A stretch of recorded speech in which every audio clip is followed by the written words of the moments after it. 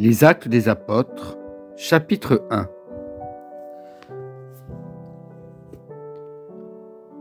Ascension de Christ. Cher Théophile, dans mon premier livre, j'ai parlé de tout ce que Jésus a commencé de faire et d'enseigner jusqu'au jour où il a été enlevé au ciel, après avoir donné ses ordres par le Saint-Esprit aux apôtres qu'il avait choisis.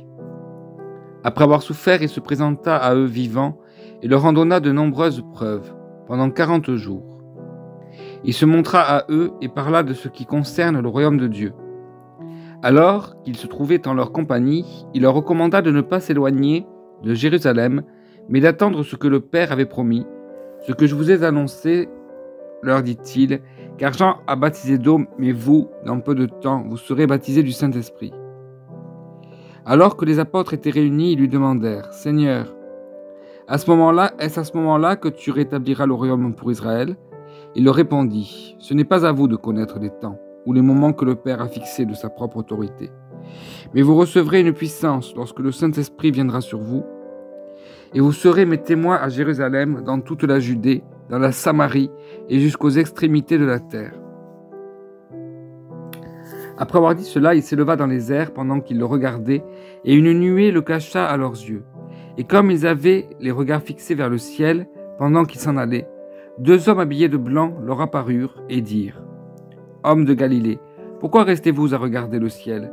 Ce Jésus qui a été enlevé au ciel du milieu de vous reviendra de la même manière que vous l'avez vu aller au ciel. » Alors, ils retournèrent à Jérusalem, de la colline appelée Mont des Oliviers, qui est près de Jérusalem, à la distance d'1 kilomètre environ.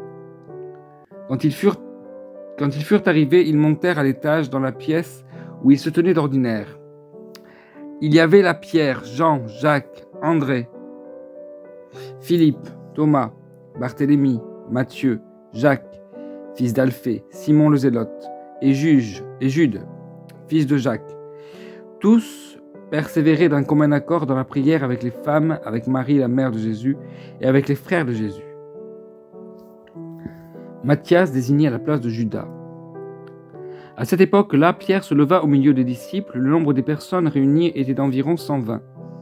Il leur dit, « Mes frères, il fallait que s'accomplisse l'Écriture, ce que le Saint-Esprit avait annoncé d'avance par la bouche de David au sujet de Judas, devenu le guide de ceux qui ont arrêté Jésus.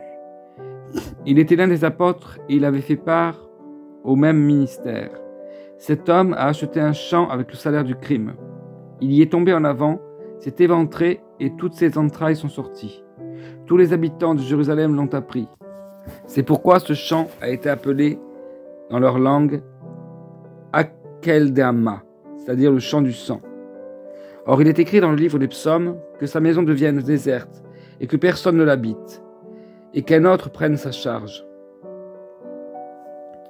Il faut donc choisir un homme parmi ceux qui nous ont accompagnés tout le temps, où le Seigneur Jésus a vécu avec nous, depuis le baptême de Jean jusqu'au jour où il a été enlevé du milieu de nous.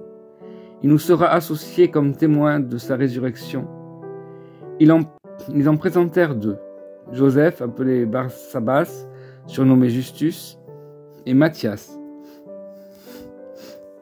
Puis ils firent cette prière. « Seigneur, toi qui connais le cœur de tous, désigne lequel de ces deux hommes tu as choisi pour prendre part à ce ministère, à cette charge d'apôtre que Judas a abandonné pour aller à la place qui est la sienne. » Ils tirèrent au sort et le sort tomba sur Matthias, qui fut associé aux 11 apôtres. Amen.